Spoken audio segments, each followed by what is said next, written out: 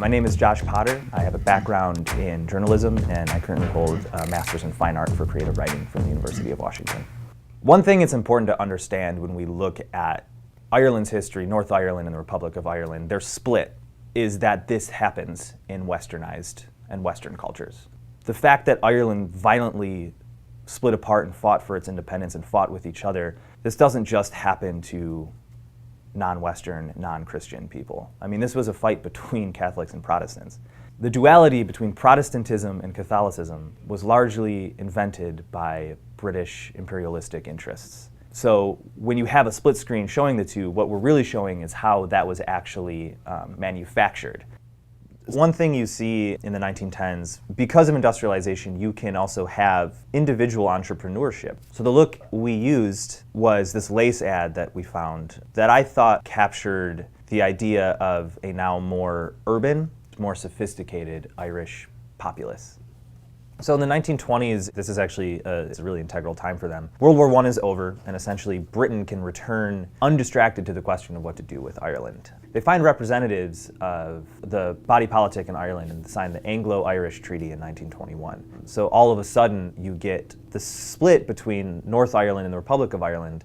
So the look we chose to represent the 1920s in North Ireland was Lady Lavery, or Hazel Lavery. She was the wife of a painter, and the famous image he painted of her was painted around the time that the Anglo-Irish Treaty talks were happening in her and her husband's drawing room, essentially. She's actually an American woman, but lived in Belfast with her husband for a long time, and the image has now made it onto the currency. The look we chose for the 1920s in the Republic of Ireland was a woman named Kate O'Brien, a poet and writer, intellectual suffragette, very important figure, and the look really reflects what would become more and more inflated over time. Her hair is cut short, it has almost more of a mannish look to it, it's parted, it is dark, plastered to her head. I mean, that's like the classic gentleman look, which you wouldn't see in a Protestant woman, because Protestant women at the time were far more, I suppose, traditional. In the 1930s in Ireland, you see a little bit of a silencing in the question of what's going to happen politically. However, World War II is beginning to boil over on the mainland in Europe. The question of what role women are going to play in deciding the future of the island is thrown into high relief. So the look we used was Moyna McGill, who was a famous actress at the time. Still relatively looser hair, more modest appearance, but now you are seeing the modernization of the UK start to hit even the more agrarian parts and rural parts of both the Republic of Ireland and North Ireland. So the look we chose was inspired by a famous painting by a painter named Nils Dardell, who spent some time in Ireland and painted this painting, which he titled simply Irish Woman. And it reflects sort of a modified version of what we got in the previous decade. So you still have women with parted hairdo, but now it's parted in the middle and the hair is a little looser, which reflects the movement of the suffragettes toward the 1930s and 1940s, wanting to be taken seriously, wanting to be looked at as professional and as modest.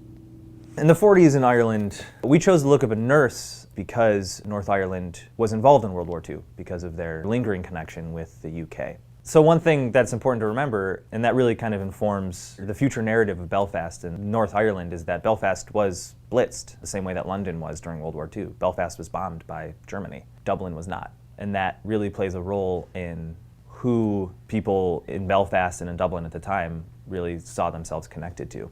For the Republic of Ireland, we used Maureen O'Hara, a very glamorous and arguably stereotypically Irish-looking female. But she was a respected Dublin talent and really reflected how much Dublin was trying at that point to come into its own. So we chose these two looks to put side by side with each other, really to drive home the fact that the Republic of Ireland stayed neutral during World War II, and North Ireland did not. In the 1950s, this is a calm decade for most of the Western world, at least for the Allies. However, in North Ireland, the fruits of the post-World War II economic boom don't really trickle down to the Catholics, because the Protestants are favored by the lingering British colonial powers in Belfast. You start to see prejudice against Catholics in voting rights, housing rights, union rights, labor rights, that sort of thing. And it doesn't really boil over yet, but you definitely get the first rumblings of displeasure among Catholics. We used Ruby Murray, a Belfast-based singer. Very, very 1950s, right? Very almost American Housewife 1950s. In the Republic of Ireland, we used a look inspired by Anne Gunning, who is actually a world-famous supermodel. Her look is actually very similar to someone like Audrey Hepburn. This is important to note because we see the Republic of Ireland entering onto the world stage as a recognized country for the first time following World War II.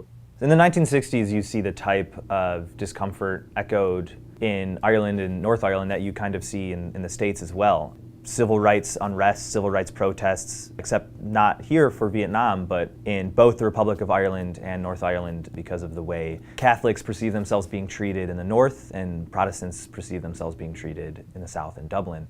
In North Ireland, we used a look inspired by Bernadette Devlin, who was a very important civil rights activist in Belfast at the time. She gave a series of speeches leading up to 1969, which the last one resulted in the Battle of Boxhide. And the look is really reflective of her place, not necessarily as someone who is looked to for her fashion or her beauty, but for her position as a leader. In Dublin, you see the look kind of reflecting what's going on in London. The woman we chose came from an advertisement where her hair is cropped short, her makeup is definitely a statement piece, and generally you see people around Dublin enjoying a chic, luxurious look.